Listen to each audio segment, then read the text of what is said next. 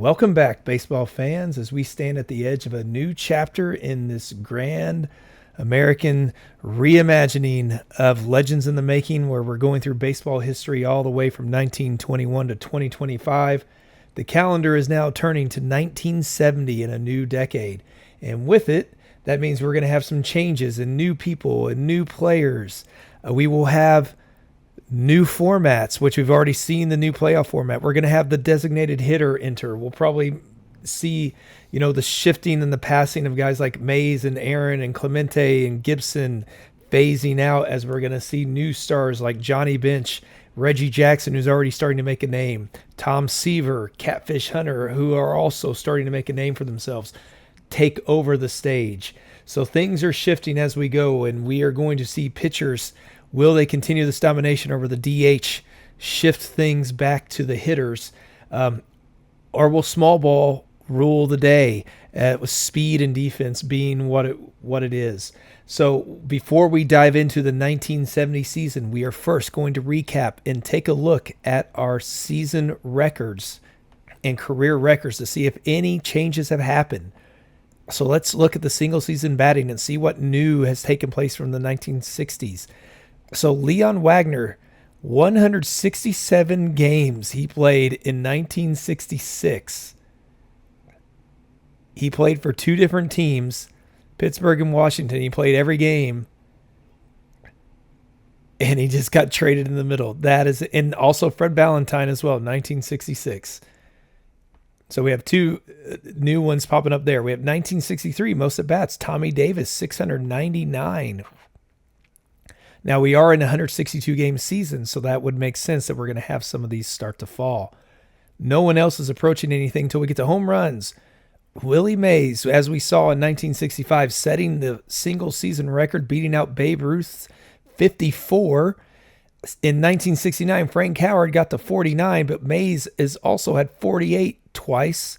Ernie Banks got up there once in this decade as well. Roger Maris got to 47, didn't get to 61.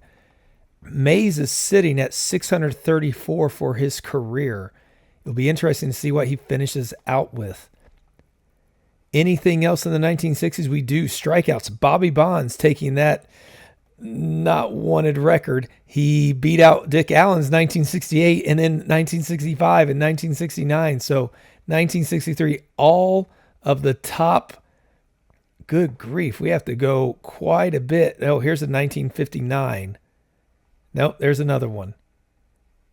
So the top 17 players, 18 players really, are all from the 1960s in strikeouts, the decade of the pitchers.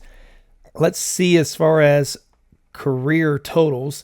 Do we see any new names? DiMaggio, he did retire at 1960, so he has taken home the runs record. He beat out Ted Williams, who's in second, who also beat out Ty Cobb. Musial got up to fourth. Mays is up here, and so is Mantle. Depending on how much longer they play, they could make a run at that 2,300, because we know if they have a good last couple seasons, they'll play till they're 45 and still put up decent numbers. Richie Ashburn is back here as well, but he's already 43, so I don't think he's going to make it. Hank Aaron's only 36. He's well within reach also. When we look at the hits, Cobb held DiMaggio off, 54 hit difference. Musial right behind, also the third player to get to 4,000. He'll make it to the Hall of Fame soon enough. Williams just got in there. Bobby Doerr is trying to get in there. He's not been able to yet. Richie Ashburn, again, could climb up just a little bit. Willie Mays could climb up quite a bit. Hank Aaron is down there as well. Joe Adcock is at 42, but still playing. Mickey Mantle is there too. So we have some that could move up further. Career doubles also go to DiMaggio. Total bases by far goes to DiMaggio. Mays could catch up with that. Mantle as well. Doubles, again, quite a bit. Musial had a good one up to fifth. No one else is, well, Hank Aaron and Willie Mays are there, but they're nowhere near close enough to catch that. When we look at home runs, let's see where we're at. Mays is second, 135 behind. Mantle is also 150 behind, about to pass Ted Williams to become third. DiMaggio ended up fifth right now. Joe Adcock could pass him. All he needs is two more, and he just hit 33 last season. Aaron is poised to possibly pass Ruth this year. Eddie Matthews is still going, kind of. Only 3 home runs for Cleveland last season and only hitting 176. I don't know that he's going to be playing much longer. Ernie Banks is still hitting them again, kind of. Killebrew as well could make a run at 400 this season. Cepeda could. Frank Robinson, Frank Howard. Al Kaline is still going at 35. So we could see a few more 400 home run hitters joining the club. RBI, Gibson, again, setting the pace. Mays is only 400 away. He's got a shot at that, but he's not been hitting the 100 RBI total. Mantle and Aaron are back here. Adcock, any other, Eddie Matthews, but nobody else seems to be in the picture. Wins above replacement. Anybody challenging Cobb? It is Willie Mays. He could get there in 2 seasons. He's only 14 behind because he is averaging. I mean, he's getting, last season was his lowest one, but he's still hitting. He's still leading the league most seasons. But it is a pitcher's time at the moment, so we will see. Mantle's up there as well. Hank Aaron, Matthews, the usual names. Al Kaline is in 26. When we look at pitchers, saves in 1967, Ted Abernathy with 36. Him and Hal Newhouser from 58. And Hoyt Wilhelm also from 1967. We have games in 1969. That's going to, as relievers become more and more prevalent, that's going to definitely be the later seasons. But that is quite a bit. Bob Friend in 1965 was close behind. Nothing. Oh, we have hits allowed per 9 for Dave Boswell. Not what you want to see, that is what you want to see. I'm sorry. So Boswell and Dick Hughes both in 1967. And then strikeouts per 9, Sam McDowell in 1966. But notice the active pitchers, the top 10 are all active. Their seasons were all in this decade. Dick Hughes with opponent average as well. That was that magical 1967 season. And when it comes to career, how are we doing on wins? Anybody? So Grover Cleveland Alexander, but that was only 10 years in our simulation. Warren Spahn, that is our kind of our full-time guy. Him and Lefty Bowe both getting at the 350s. Ray Brown as well. Where's our highest active player? That would be Johnny Antonelli, who's at 242. Harvey Haddix just retired. Again, 44, 45 years old. Don Drysdale has 213. Joe Nuxhall, Sandy Koufax is up at 199. Not a lot making a run anytime soon, but we'll see over as the decade unfolds. I'm going to guess complete games. We have nobody near there. Yeah. Shutouts, potentially anybody showing up there. Koufax has 36. Quite a bit away from Walter Johnson's 98. Hits allowed per 9 for career Herb Score, who's already retired at 36. Strikeouts per 9 is Sam McDowell. I'm going to guess, him, Koufax, Bob Veal. That makes sense. Those are your leaders from the 1960s. Herb Score again over here, and Addie Jose, who's at 89 years old. He was well before our time. Wins above replacement. Let's see. Saves. That's what we want to see. Hoyt Wilhelm, who retired after 1967, has a good lead. Lindy McDaniel has 191 with 34 saves. He could make a run at that pretty easy. A lot of these guys could actually. This is going to fall sooner rather than later. It may make it through the 70s, but it won't make it through the 80s. Wins above replacement. Anybody making a run at anything here? Nobody from the 60s. Here we go. Sandy Koufax, 81. He's at 17th. He's going to add to that. He could make a run depending on his longevity. And then we got Billy Pierce, who went into 1964. Doesn't look like anybody else is going to be making a run. Drysdale's up there, 68. Bob Gibson at 62. And when we look at, he's only got 178 wins. So he'll get it to the 200s, but I don't think he's going to make 300. But that is where we are going into this. Here's what our lineup looks like. Maury Wills is going to start leading us off at second.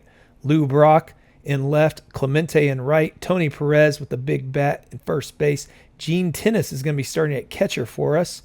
He's also got a potential big bat. Kurt Flood is going to be in center field. Steve Garvey is going to be playing third, moving Clint Boyer out of the starting lineup, but it could swap quite a bit. Or no, Cleat Boyer, I'm sorry. We moved him to third, which moves Boswell out of the starting lineup from second because we moved Wills over there, some shifting going around. But Garvey's going to be hopefully adding a bat and the defense. Gibson's going to be the number one on the rotation again, followed by Palmer. Catfish Hunter is going to start in the rotation, so is Tommy John. But again, we have Bunning back here and Phil Necro that if needed, we will swap any of these guys out if they start to struggle. So with that being said, let's kick this decade off. Well, I don't know what happened in the first half of the season, but we decided to play amazing baseball. And the rest of the division has just fallen apart. You can see we are 23 games ahead. We're doing what the White Sox did last year. They are struggling this year, 9.5 games back. The Angels and the A's are taking the lead on that one. But somehow we are 23 games up. I don't know what's happened. Koufax is pitching well. Marichal is. Look, their runs scored are fantastic. But and their runs against, their bullpen's just getting crushed, and their defense is horrible. So Pittsburgh just can't get it done, which is shocking to me. And then the Phillies just don't have it either. So I don't know what's been going on, but I'm glad the Reds are down here as well, that we don't have to run up against them again, potentially. So we might, we'll see how things shake out, though. There's a lot that could happen. Any of these four teams could make it. I think we're pretty set. The Tigers are leading the way in the AL East by 4.5 games, and the Angels and A's, as mentioned, are in a tight race, deadlocked at the All-Star break. When we look at the league leaders, Manny Sanguilin has a .353 average, one above Yastrzemski. Yastrzemski, though, has 27 home runs, one above Dick Allen. Yastrzemski also has 79 RBI, so he is making his run for the Triple Crown. Didn't he get a Triple Crown? Was that around this season? I feel like he did. I think he was one of the last ones until Miguel Cabrera did it, I believe. Joe Morgan with 33 stolen bases. He's not been around for a little bit now. He's really emerging into his prime, though. Yastrzemski, 1.144 OPS. Wow. And a 5.6 WAR already. Manny Sanguilin, 29-game hitting streak. Wow, that's impressive. Bert Blyleven is showing up, making a name at 2.08 ERA. Gary Nolan with 14 wins. Fergie Jenkins leading the way again with 133 strikeouts. Carlton is the one I want to keep an eye on. Love to get a hold of him if we could, but that's not going to happen. Darryl Knowles, 18 saves, and Fergie Jenkins with a 4.3 pitcher WAR. In the NL, Gene Tennis getting a chance to start from the beginning is hitting .341. He also has 8 home runs for us. Clemente, .335 yet again. He's nice and consistent there. Willie Stargell, though, is beating out Willie McCovey, 30 home runs to 27, but Aaron at 25. There he goes, steady as can be. Also leading the league with 71 home runs. But our rookie, Steve Garvey, 13 home runs, 68 RBIs, which is good for second. He's hitting .292, a 3.1 WAR. Lou Brock and Bobby Bonds are tied with 20 stolen bases apiece. McCovey with a 1.062 OPS, beating out Dick Deitz and Gene Tennis. Roy White has a 5.1 batter WAR. There's Tennis again. He's making an MVP kind of run. Merv Rettenman with a 19-game hitting streak. The pitching, Bob Gibson, a 2.04 ERA, beating out Koufax and Tommy John. Also 14 wins to 13-12. Koufax, though, with 160 strikeouts, beating McDowell and Seaver. I love that Seaver ended up with the Mets. Brewer with 16 saves, leading the way again. Koufax with a 6 WAR, beating out Bob Gibson, but he's 12-6. I mean, he's doing great, but he's the only one winning games really for him.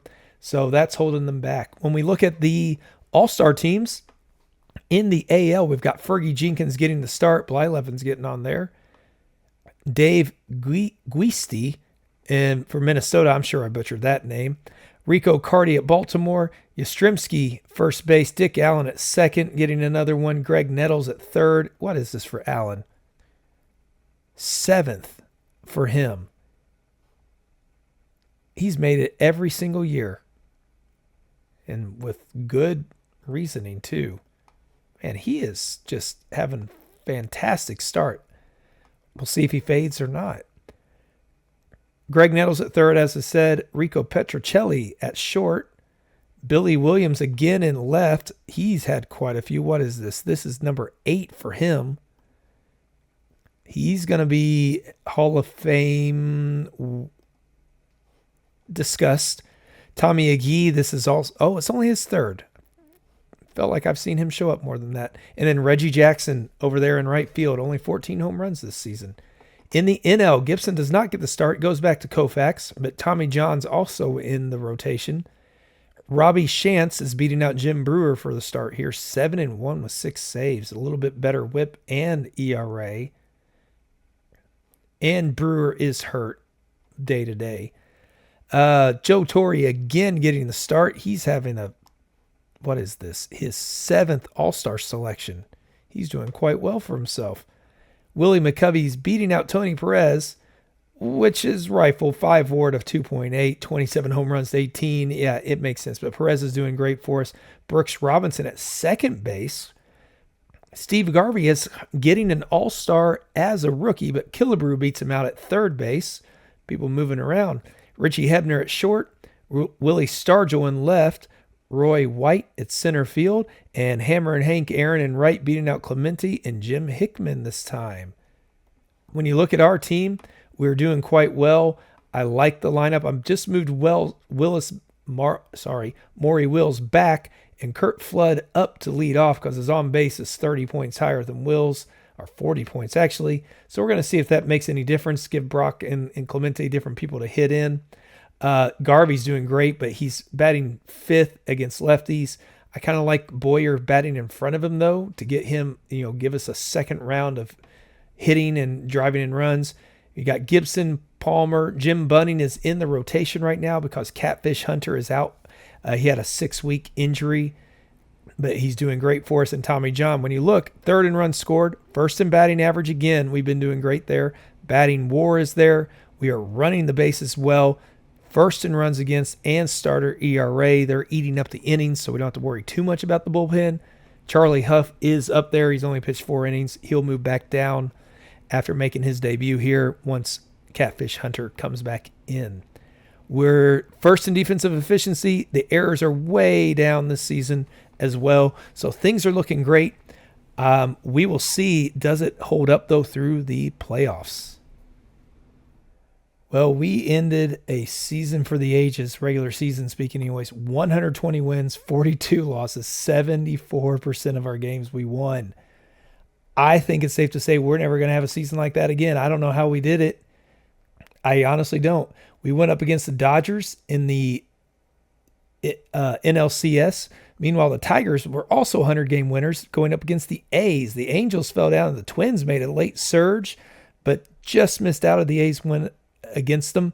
When we look at the playoffs, we took the Dodgers down 3-1. They took game 3 against us. Cleat Boyer was the MVP of the series with 2 home runs, 5 RBI, hitting .364. But Bob Gibson had his one game. He started off game 1 really well. In the World Series, we went up against the A's, who haven't made it since 1953. We were in it in we won the last championship in 1963. I don't remember when we made it the World Series. It wasn't last season. But we were able to beat them 4-1. Tony Perez gets the MVP with 2 home runs, 7 hits, 5 RBI, .412 average. But I think a case could have been made for Gibson. He won both his starts, 18 innings pitched, allowed 12 hits, struck out 14 at a 2 ERA.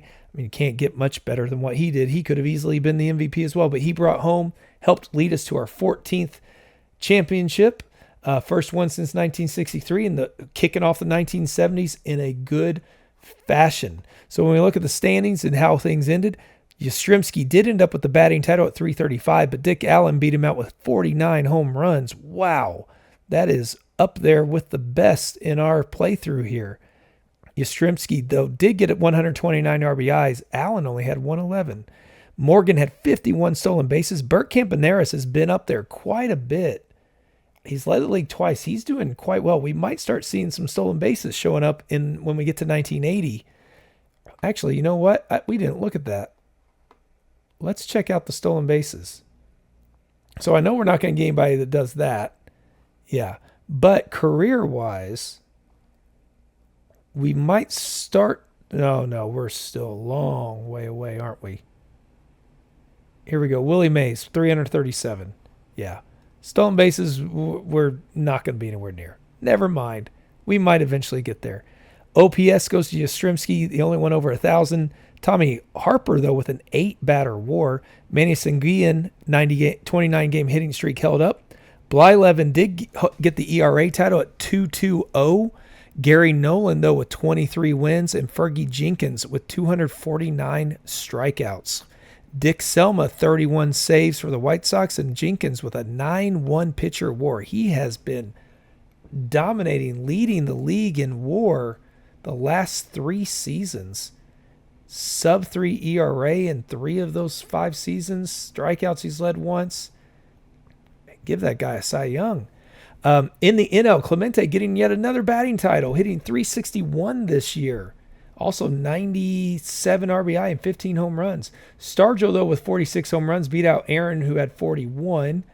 McCovey had 115 RBIs, barely beating out Tony Perez, who had 114, but also at 296 and 32 runs. We like what we got from him. He had 110 runs scored as well. So that was good to see. Stolen bases, Bobby Bonds again, 2020 this year. And Lou Brock getting 34, though, second place. Clemente led in OPS, 966. So there's a little bit of a flip. The higher ones are going to the AL in the OPS now lately. Batter WAR, Roy White with 9.4. WAR out in center field, hitting 311 as well. Clemente and Hickman both had 7.8. Merv Rettenman held out with 19-game hitting streak, and the ERA crown goes to Koufax at 2.11. John and Gibson were both up there, though. They were number 1 and 2 in wins with 28 and 25, beating out Koufax, and Gibson with 2 more strikeouts, but he had 40 more innings pitched to take the strikeout crown at 284. We're still on a 4-man rotation. Most of the AI are not pitching all as many games. They're doing 4.5, 5-man rotations. 4.5, I say, because they'll put somebody up there faster if they're the most rested. Brewer, though, with 32 saves, and Koufax with a 9.6 pitcher WAR. Gibson at 8.1. Both had great seasons, and Tom Seaver is up there as well. These 3 were duking it out. Tommy John, though, fantastic year for him. So we ended up on a good note, and we are going to go through the offseason and get ready for the player draft. Well, let's take a look at the awards for the 1970 season. In the AL, our Gold Glove winners are Johnny Antonelli and Johnny Bench. Boog Powell for the Orioles. Dick Green. How did Bench do? Oh, man, he's already crushing the ball. Greg Nettles at third. Bert Campanellis at short. Ossie Blanco in left. Jim Gosker in center. And Matty Alou in right field.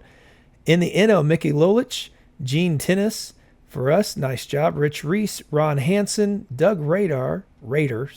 Cleat Boyer getting one at shortstop now. So he won one in 1964 at short as well. But lately, he was playing third base and stuff for us, so that's good to be back home. Johnny Callison, left field, Cincinnati. He had another good year, just nowhere near what his last season was. Reggie Smith in center and Steve Hovley at right field. AL reliever of the year, we've got Daryl Knowles for Cleveland, 23 first-place votes, beating out Stan Williams. He was 10-10 with those 28 saves that he had. In the NL, Don McMahon, 15 first-place votes, beating out Jim Brewer. He was 6-6 with 27 saves, 101 strikeouts, 2.39 ERA. Brewer, in almost identical innings pitched, was 12-6 with 32 saves, 105, 243. Whip was 112, 2-2 WAR, 2 and 1. Oh. tight race. I'm surprised Brewer didn't get it because of the saves. Silver Sluggers in the AL go to Rich Hinton, Rico Carty, Yastrzemski, Dick Allen, Billy. Yeah, here we go. I'm sorry ahead of time. Grabarkovix, Rico Petrocelli, Frank Howard, Paul Blair, and Tony Oliva. We almost traded for Tony Oliva. He was available, but I didn't think we needed him with the outfield that we have currently. And it turns out I was right. We didn't right now. In the NL, we got Jim Rooker, Dick Deitz, Willie McCovey, Brooks Robinson, Sal Bondo, Richie Hebner, Rusty Staub, Roy White, and our only Silver Slugger winner, Roberto Clemente, out in right field. Rookie of the Year goes to Bob Johnson of the Red Sox, 14-10, 220 strikeouts, 3.59 ERA, beating out Clyde Wright of the A's, who had 15-6 record, 2.85 ERA, 92 strikeouts. In the NL, it was a unanimous one. Steve Garvey, 96 RBI, 281 average, 17 home runs, 76 runs scored, a 4.5 WAR. That was good news for us. Vida Blue also making his way, and Roy Foster as well. Cy Young went to Fergie Jenkins. I'm glad he got it, beating out Blyleven 18-6. And it was Koufax barely beating out Bob Gibson, and Tommy John was up there as well. So Gibson almost dethroned Koufax there. Yaz got it 15-9 over Petrocelli for the MVP in the AL. And in the NL, it was Clemente, 12 votes to 7 first place votes. Koufax and Gibson also got some, and Hank Aaron got one down here. But Clemente getting his first one at the age of 36. Well done, sir. And we are just 2 seasons left where before he was unfortunately taken too soon in real life. But he could have kept on playing after 37, as you can see, and to end at exactly 3,000 hits. But in our simulation, thankfully, he will hopefully keep on playing. So let's take the first year player draft. We are drafting 26th, which means we're not going to get anybody. There are some big hitters in this one. George Brett's in this one, Jim Rice, Mike Schmidt. They're all showing up. We also have in the pitching category, it's a little thin. Really, you got Ron Guidry, and that's kind of it. Maybe you recognize some of these names. I recognize some, but none stick out. It was like, ooh, got to try to get him. So my guess is unless something crazy happens where one of these guys falls in our lap again, we're going to be either finding somebody we can trade or just maybe trying to get a compensation pick for next season. So let's see if the Senators go with Brett, Rice, Schmidt, or Guidry. Lots of good players out, or several good players for the top of the draft. And Washington's going to take George Brett. The Expos take Bill Madlock. Milwaukee gets Ron Guidry. The Expos are then going to take Jim Rice. Man, the Royals are going to get Mike Schmidt. So Brett doesn't go to the Royals, but Schmidt does. Padres get Larry Anderson. Littell goes to the Mets. The Phillies get Sixto Lezcano. Steve Rogers, Captain America, goes to Pittsburgh Pirates. Atlanta Braves, Burt Happy Hooten. Houston Astros get Doug Blair.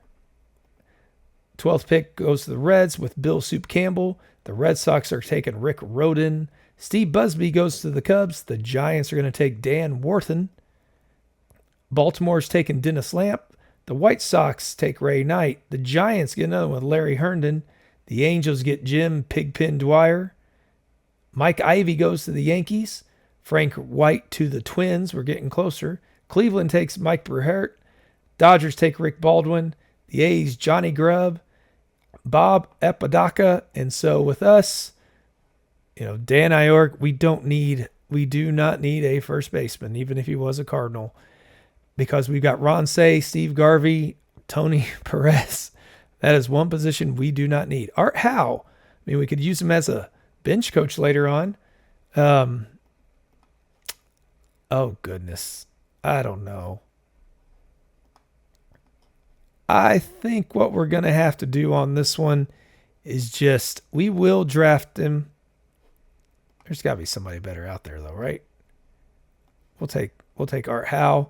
We'll draft him, and we'll see if we can get a compensation pick. But let's jump into the 1971 season and see if any changes happen in the offseason. Well, opening day has arrived in 1971. No major changes in the offseason for us. We do have the Hall of Fame voting results, though, in a packed group. Warren Spahn with 99.1% of the vote, and Yogi Berra 98.3% of vote, both on their first times on the ballot. Go into the Hall. Warren Spahn for us and the Cubs the first 2 seasons, but 357 wins, 2,600 strikeouts, 95 WAR. That stacks up to where pretty much the exact same in WAR. Close in strikeouts, ended up with a few more wins for us. He pitched till he was 45 in real life. Yogi Berra, Detroit his whole career, 2,800 hits, 358 home runs, 1,400 runs, and 1,500 RBI, a 67 WAR. Did better on his WAR. RBIs, roughly same, a little bit more in runs, 2,100 hits. So he hit a lot more, and he scored more, but his RBI is roughly the same. And then his home runs, 358 and 358. How about that? The exact same. Lino Donoso still denied not getting in. Bobby Doerr as well. I'd like to see him in. Monty Irvin can't get in. Ralph Kiner. I'm shocked that some of these aren't getting in. Dandridge, 3,000 hits is not going to be enough. Don Newcomb got dropped. Gil Hodges got dropped in his first year. Hank Thompson on his first year. So it is a tough one to break through. It looks like Roy Partlow will be in his final season next year before he's dropped. Where we are with our roster, Maury Wills is going to lead us off. Lou Brock in left. Wills is playing first because Perez is moving to second. Clemente is in center this time. Garvey's at third. Gene Tennis at catcher. Jesus Alou's going to play in right, and Cleat Boyer at shortstop. Gibson, Palmer, Tommy John, and Catfish Hunter are going to be our rotation. Now, Kurt Flood, he did have that drop that we were worried about. I don't know that he's going to get a lot of playing time. Beta Pinson can definitely do it. He hit 310 with 10 home runs last season. He got a lot of play time. He'll get a lot of play time this year as well. Lou Piniella is also one that could get a little bit more playing time. Boswell and Fuentes and Alomar are great defensive backups. Kim Boyer's still here. Kind of want him to go because Ron Say's ready to move up. He's ready, but we don't have a spot for him. And Mike Adams is kind of the same. So next year we might do some releases. If Boyer still decides to hang on, we might just have to release him from there. And we will see, can we repeat the magic of that last season? I think that's going to be a little tough, but let's find out. Well, we are not recreating that magic from 1970, but we are still doing well. Started off struggling, but we are 2.5 games up on the Pirates and the Mets. The Dodgers are 8 up on the Reds. The A's are 2 up on the Angels, and the Yankees 5 games up on the Orioles. When we look at the leaders, Matty Alou is hitting 333. A teammate also for the Yankees, Willie Davis, is 329. Deron Johnson, Cleveland, 20 home runs. Boog Powell, 64 RBI, beating out Allen and Petrocelli. Amos Otis had a 23-game hitting, or has 23 stolen bases. I'm sorry. Rico Carty, 919 OPS, and these other OPSs are really low. We're getting close to that DH being needed. The hitting streak goes to Cookie Rojas with 23 games. Gary Gentry with a 1.94 ERA thus far. Don Wilson, who has 2.26, also has 15 wins, 4 above the next closest. Fergie Jenkins with 117 strikeouts. Jerry Johnson and Cecil Upshaw both have 18 saves, and Fergie Jenkins yet again leading the way with pitcher WAR in the AL at 4.9. In the NL, Clemente is head and shoulders above the rest, hitting 368 yet again with 10 home runs. Willie Stargell has 24. Hammer and Hank Aaron there has 20. He is up to 577, just keeps on going. What is Mays at? Only 4 this year. He hit 25 last year. He's at 2,200 RBI, 663 runs. He's not going to catch Gibson. That is for sure. And this would have been about the time where he levels out as well. He did hit 18 in 1971, but he is going to start to fade fairly quickly, it looks like. RBIs are going to Killebrew with 68. Lou Brock has 24 stolen bases, finds himself back up on top. Clemente with a 976 OPS and a 6.3 WAR. Nate Colbert had 27-game hitting streak. Tom Hall with a 1.95 ERA is leading over Koufax. Koufax, though, has 13 wins. Vida Blue and Gibson both behind at 12. Gibson's leading the way with 154 strikeouts. Again, he does have 10 more innings pitched than Seaver and 15 more than Koufax. Jim Brewer is tied with Fred Sherman with 16 saves and Koufax with a 6-pitcher WAR. Gibson is still at 256 and doing well. You can see we are, again, still lacking power. We're 9th in home runs, but we're 3rd in runs scored because we're hitting the ball and we are running well. Our starters are crushing it. ERA, we're playing great defense. The bullpen does need to pick up if we're going to do anything in the postseason. When we look at the all-star teams for this one, we will see starters are Fergie Jenkins, Joe Horner, Bill Freehan, Boog Powell, Joe Morgan, Dick Allen, Greg Nettles, Bert Campaneris, Rico Carty, Amos Otis, and Matty Alou. In the NL, we've got Gibson getting the start. Hunter's there. Catfish Hunter is there as well. Jim Brewer getting the start. Well-deserved. Joe Torre yet again. Tony Perez and Hank Aaron both getting starts. Hank Aaron's playing first this year. Perez is playing second, but they both get in there. Sal Bondo at third.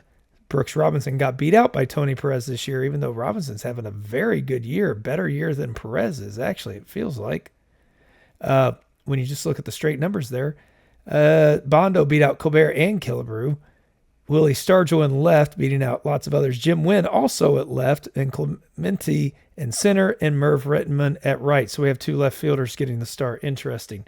So it's going to be a tight race finishing up this season. Hopefully, we'll come out on top. Well, the season ended up, we finished really strong with our pitching. Held off the Mets, who were trying to do their improbable run 2 years too late. They won the World Series in 1969. In real life, they were trying to get there. We were able to hold them off, going up against the Dodgers again, who hit the 100-win mark. In the AL, California made it.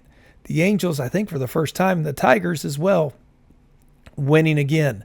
In the playoffs, we were able to defeat the Dodgers again, 3-1. Steve Garvey, who struggled this season hitting on 224, was great in the playoffs for us.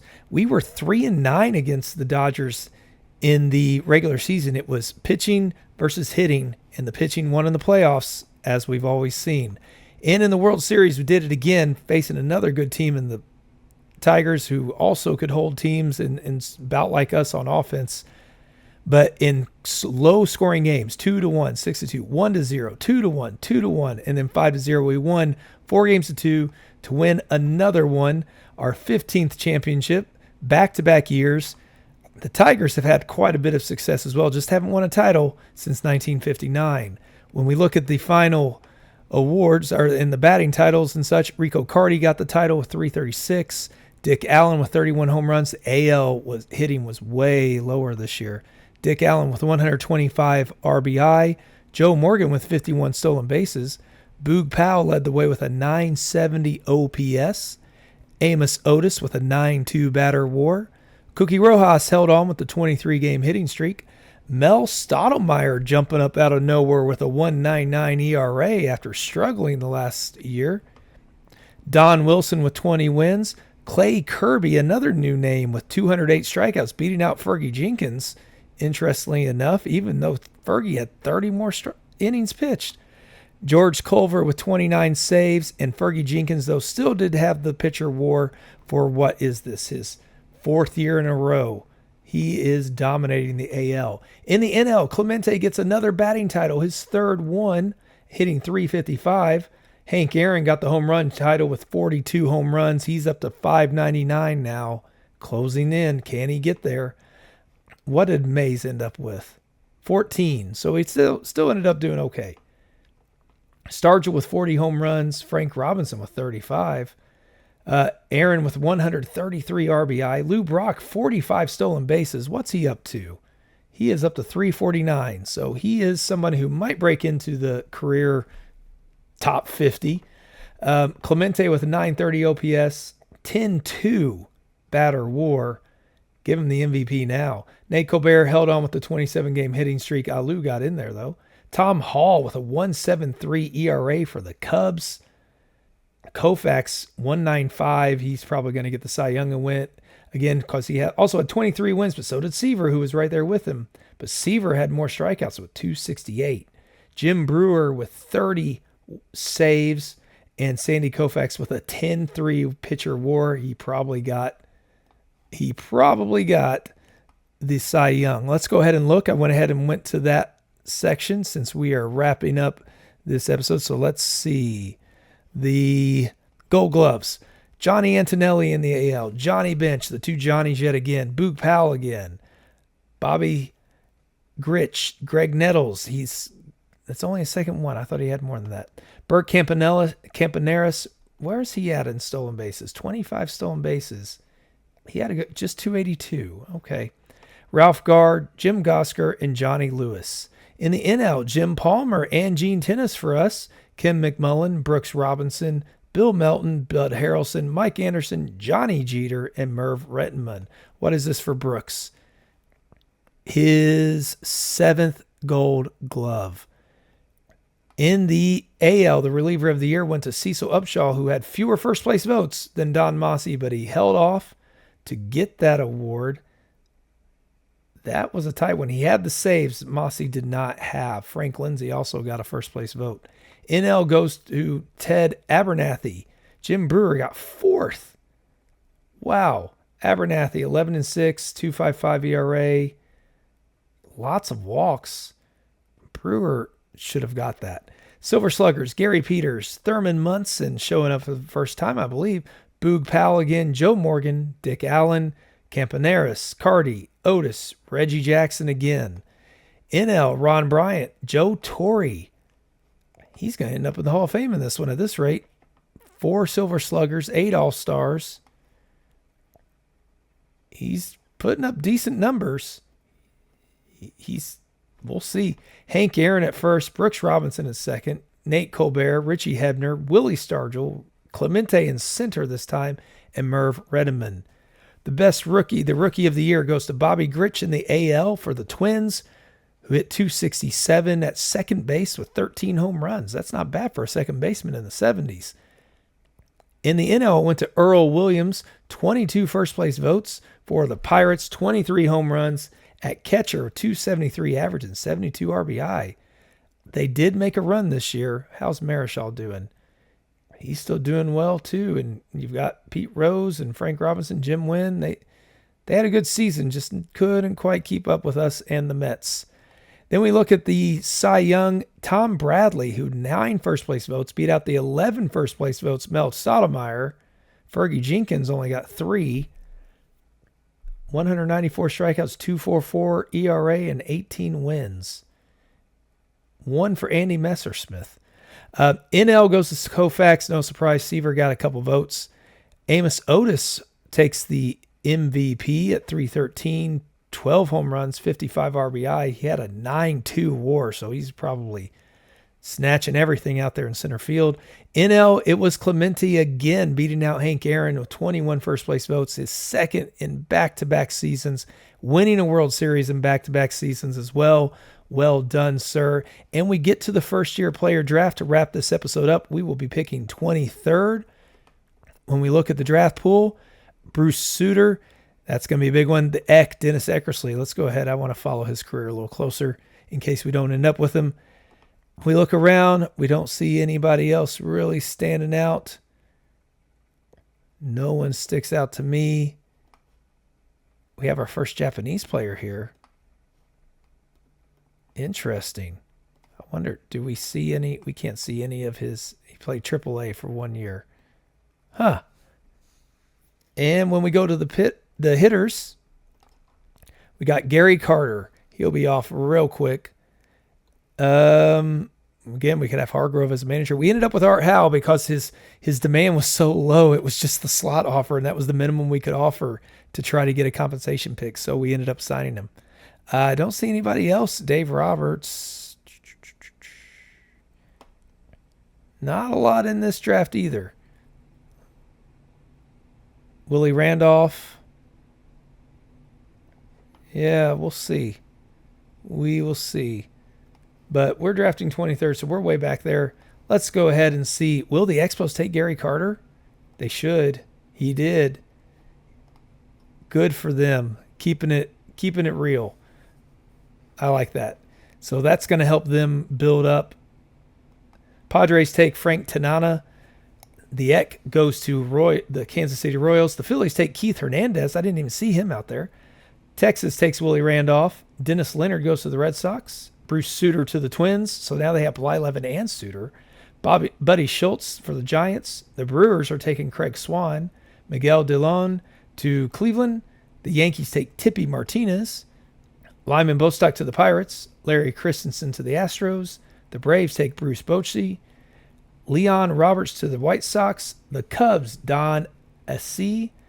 Tom Hume to the Orioles. The Mets take Chet the Jet Lemon.